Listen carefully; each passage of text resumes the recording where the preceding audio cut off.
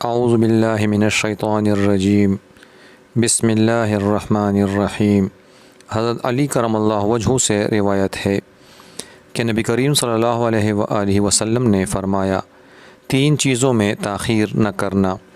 ایک نماز جب اس کا وقت آ جائے، دوسرا جنازہ جب وہ تیار ہو جائے، اور بیوہ مطلقہ اور کنواری خاتون کے نکاح میں جب تمہیں اس کا کفو مل جائے۔ مشکوٰۃ المصابیح 605۔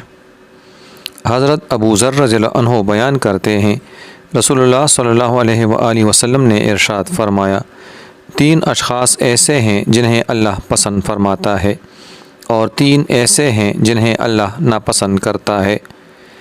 رہے وہ جنہیں اللہ پسند کرتا ہے تو ان میں سے ایک وہ آدمی ہے جو کسی قوم کے پاس جائے اور اللہ کے نام پر ان سے سوال کرے۔ وہ ان سے اپنی باہمی قرابت کی وجہ سے سوال نہ کرے، لیکن وہ اسے کچھ نہ دیں۔ ایک آدمی نے اپنے ساتھیوں سے الگ ہو کر مخفی طور پر اسے کچھ دے دیا جسے صرف اللہ جانتا ہے اور وہ لینے والا جانتا ہے۔ اور ایک وہ قوم جو ساری رات چلتی رہی، حتیٰ کہ جب نیند انہیں تمام چیزوں سے زیادہ محبوب ہو گئی تو وہ سو گئے۔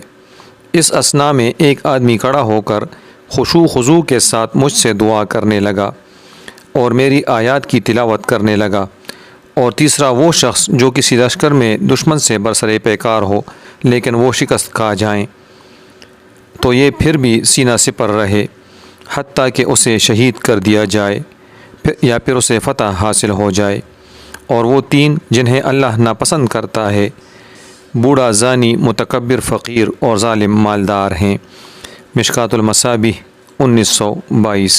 دوستو، اللہ ہمیں احادیث مبارکہ پر عمل کرنے اور صراط مستقیم پر چلنے کی توفیق عطا فرمائے۔